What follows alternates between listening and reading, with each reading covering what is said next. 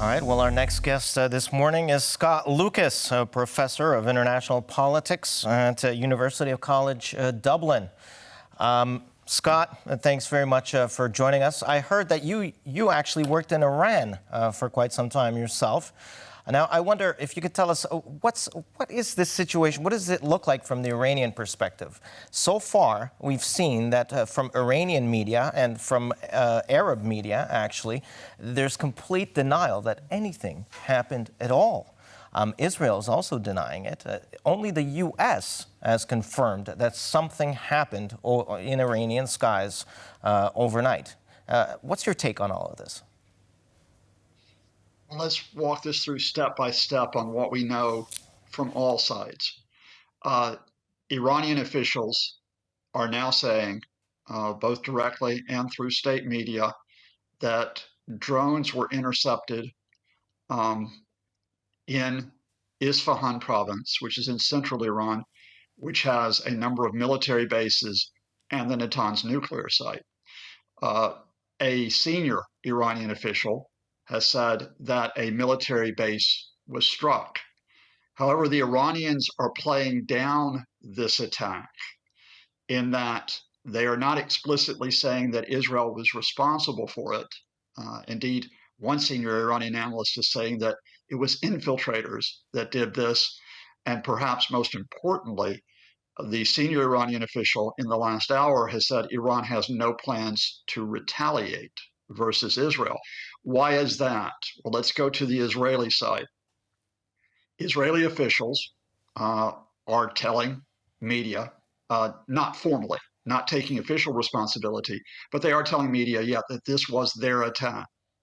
Importantly, the Israelis did not use missiles. They only used drones. Missiles would have been an escalation, and the drones were used specifically, it appears, on this military basis, not the nuclear facility in Iran. And here's something that most media haven't picked up on yet. Israel has attacked these particular military bases before. They make missiles and drones, possibly the missiles and drones that Iran used last weekend, and Israel carried out strikes without claiming responsibility on them in 2021 and 2023. So let's summarize this. This appears to be a very limited Israeli strike, almost a demonstration strike in response to Iran's own demonstration last weekend. It may have even been signaled to the Iranians in advance. Commercial airlines suspended flights over Iran hours before the attack, which indicates that a threat to airspace had been was now being circulated. So it appears that the Israelis have done this as a symbolic attack. The Iranians know this. Both sides have made their point in the last few days, and they may actually step back from a direct confrontation. Yeah, sorry, just one more question that I find this curious, because Israel did this just a few hours after Thursday night on CNN itself. Iran's foreign minister said that should Israel do anything to retaliate, that Tehran's response would be immediate. Obviously, it looks like Israel called their bluff, and I guess they decided well, because, I mean, Iran has not responded in any way. I would put this more as choreography. The Iranians, always thump their chest. The Revolutionary Guards, the supreme leader, the foreign minister, the Zionist entity will be challenged. We will strike back if they strike us. That's normal and to be expected. But when I say choreographed, what is interesting here is because the Israelis designed this strike to be so defined and so limited, the Iranians probably even had notice to evacuate the area of the military base that was hit. The Iranians have said something completely different today. They have not thumped their chest. The Revolutionary Guards have not yet made a statement saying we will hit Israel. Instead, what they are doing is saying, look, it may not be the Israelis. It's only 3 drones. We shot them down. And again, that key statement, although we don't know the name of the Iranian official, a senior Iranian official who went to international outlets and said, no, we're not going to retaliate in this case. Now, looking at this, like you mentioned, intricate choreography between the two countries that is now being played out.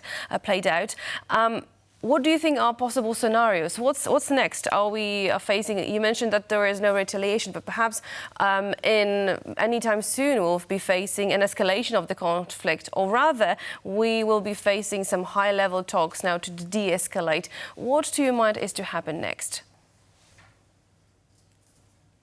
I think, first of all, beyond Israel and Iran, I think we're going to have a return of our attention to Gaza, where, of course, the Israeli military operations have not de-escalated at all, where the death toll continues to rise, and where the Israelis may now launch an attack on Rafah, where 1.5 million of Gaza's 2.3 million civilians are congregated. In terms of Israel and Iran, I think we return to what you might call indirect conflict. And that indirect conflict, remember, which for months has consisted of Israel assassinating Iran's commanders in Syria, including that attack on the Iranian embassy grounds on April the 1st. Iran has assassinated Hezbollah officials in Lebanon. Iranian-led militias up to the end of January had been firing rockets and even missiles upon U.S. personnel on bases on Iraq and in Syria. I think the question right now is, will Israel go back to hitting Iranian targets outside of Iran? In particular, will they go back to assassinating Iranian commanders if they have the opportunity? And if they do return to that tactic, will Iran then respond with a strike, which is not a demonstration strike, which is what happened last weekend, but actually seriously try to hit Israeli targets? That, I think, is the open question where there may be an escalation. All right. And so a final question here. Obviously, we know that there's going to be an important vote taking place in the U.S. on an aid package for Ukraine and for Israel. Do you think that what's happening right now between Iran and Israel might affect the decision that might be made this weekend? It has already affected it, because the key shift, which led the House Speaker Mike Johnson, who had helped the Trumpists blockade the Ukrainian aid since last October, was that Iranian attack on Israel last weekend. Because, of course, the aid package not only has $61 billion for Ukraine, it has now $20 billion for Israel and the humanitarian situation in Gaza. Had the Iranians not attacked Israel last weekend, then Johnson might have been able to continue to block the Ukraine aid.